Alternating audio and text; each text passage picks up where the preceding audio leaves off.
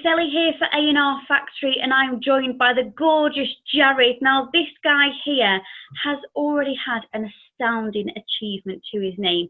640,000 views on your blind audition for The Voice. So what a way to break into the industry. Tell me about your voice experience. Yeah, kind of cool. Well, TV, I've never done anything for TV, so that was real different.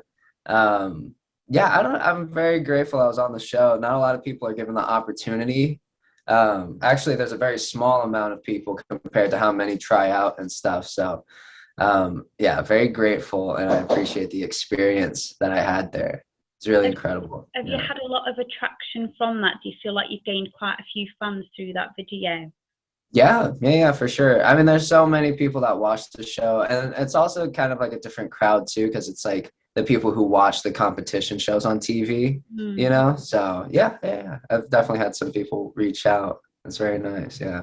Well, let's talk about what you've done since then. So you released a track in February called About You. Your voice is stunning, but you don't need me to tell you that because you should already know this.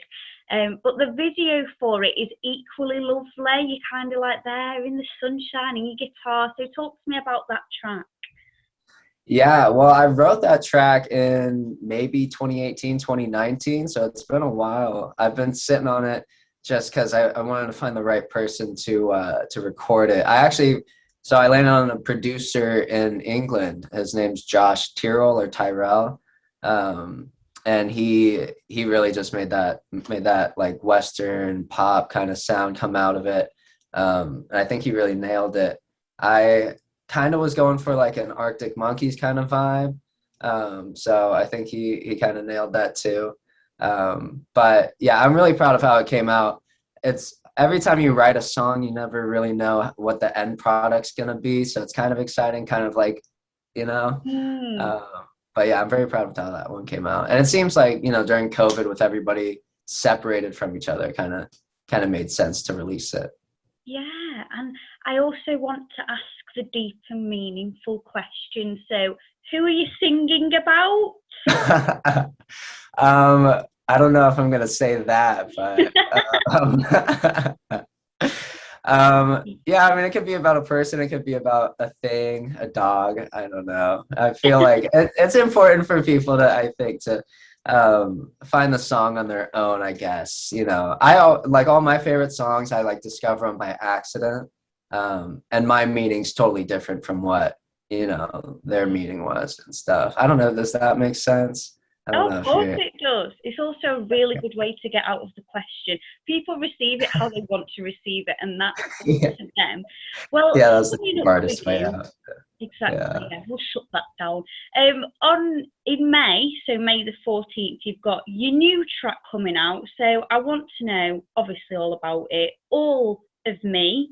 You don't have to necessarily give me all the details. This interview will be out by the time it's out. So just tell me a bit about that track. Yeah, All For Me was I've been waiting to record that and release it just because it's such a fun song. That one, I will say, it's kind of about, well, I wrote it about like the people around me and just kind of like seeing everybody was kind of stuck on, you know, some moment and not like really letting loose, you know, and having fun and stuff. They're always like kind of worried and, you know, what they should be doing and what they can't be doing, like kind of stuff like that. And so this one's more of like I think if you like the Strokes, that would probably be the song that ties you in. Yeah, it's more of a energetic song, kind of rock and roll-ish. Yeah, I love that, because I suppose you take a lot of influence from rock and roll then, because I had a little stalk of your YouTube, obviously, and I love your cover of Elvis's Blue Christmas. Like, I was just like, oh, this guy's so cute. So are your influences like really varied? Obviously, Elvis is the big man, like everybody looks up to him, but what about the other people? So you mentioned Arctic Monkeys. Yeah, so Elvis, yeah, I mean, everybody loves Elvis, like you were saying.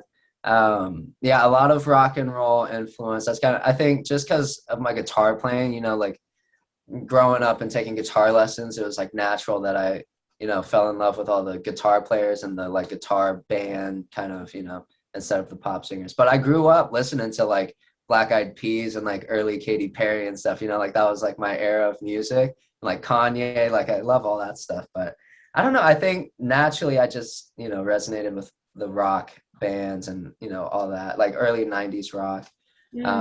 But I love like just the soul singers from like Motown too. Like that's probably where, yeah, I don't know, that hits, that's like, but yeah, rock and roll's good. I just kind of take inspiration from everybody, I think.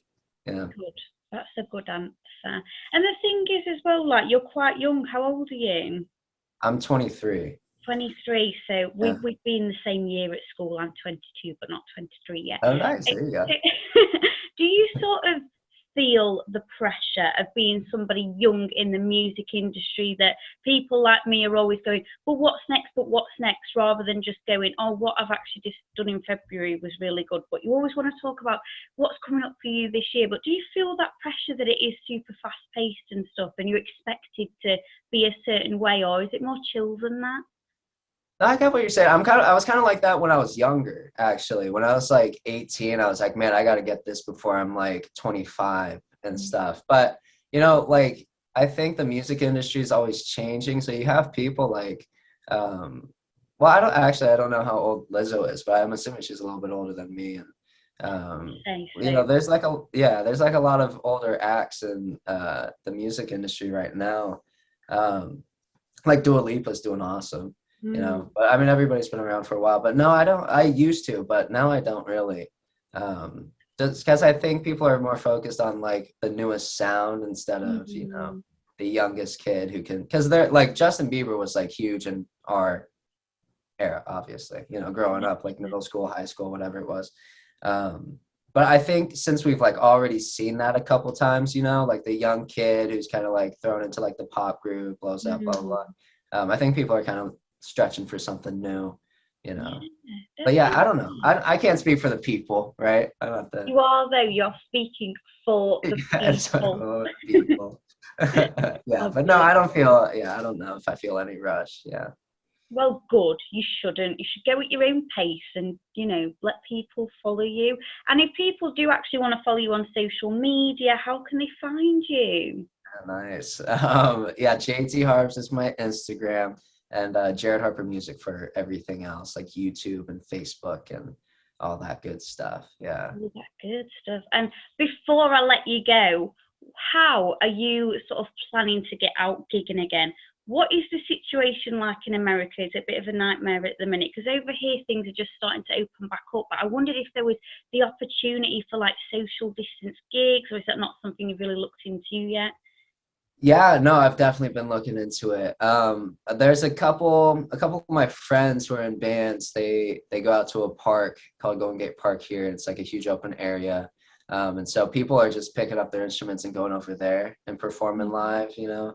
I don't know if I know there are a couple venues doing shows here in San Francisco, not really, but you know, across it's all so like, I don't know. It's so, yeah. But yeah.